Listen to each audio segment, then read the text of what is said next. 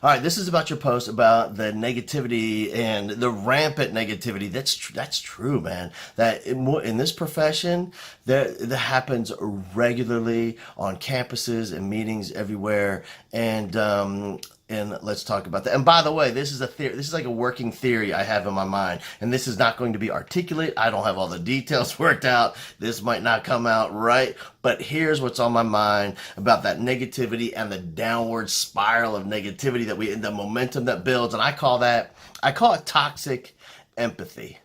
All right, now here's what I mean by that. Okay, first of all, think about the personality of a teacher, like a normal teacher that is in this business, and those of us that keep coming back. I mean, lots of people come into this business, but I'm talking about those of us keep coming back year after year after decade after decade. Think about that person. Okay, that person right there, that is a person full of compassion and love and empathy. They care about people, which is amazing because we're working with kids. The challenge is that we're also working with other adult professionals.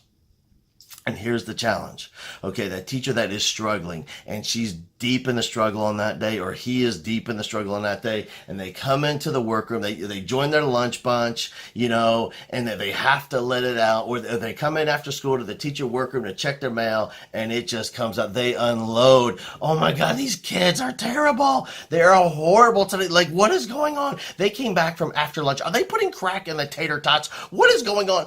And the natural response of everybody in that room is to circle up in this kumbaya, session of caring and compassion and empathy, and to say, oh my gosh, I know, right? Come here, let me give you a hug. These kids have been terrible. Oh my gosh, let me tell you what happened to me today. And then everybody tries to one up each other with their crazy story about some kid in some class, right? And which by the way, this is the natural loving response. It really is a loving response, because we want that teacher who is struggling, like deep in the struggle, we want them to know that we can connect and we can identify, and yes, that struggle is real, baby, and I have been there, and now you're there, and I'm going to take care of you. And that is a natural loving response, but it's also the most superficial form of love and compassion and empathy. There is a deeper form of love, because that superficial form of love, that's the toxic empathy downward spiral where everybody gets on board and we build up momentum, and now it just gets worse and worse and worse.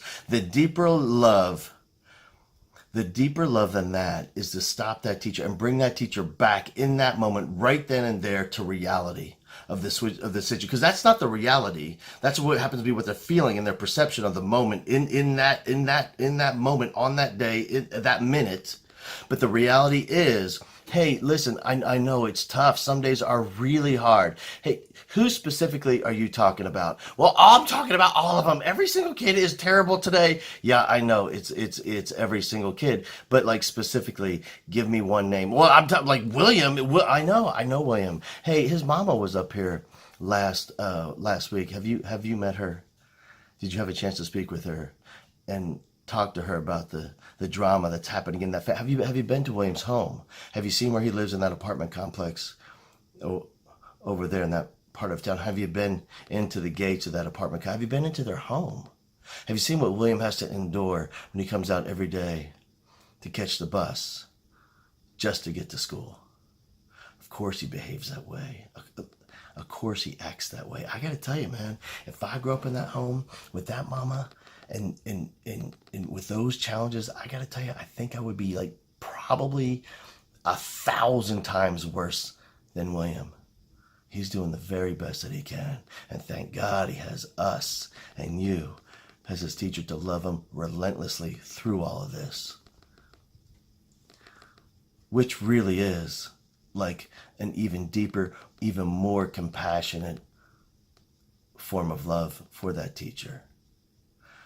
But I know, man, that toxic empathy, and the momentum gets started, and oftentimes that train is leaving the station and everybody is jumping on the negativity train. I know that's why, and like sometimes like the momentum is so big it's almost impossible to stop, and that's why it is important to have these kinds of questions, these kinds of conversations with our people regularly before the momentum happens.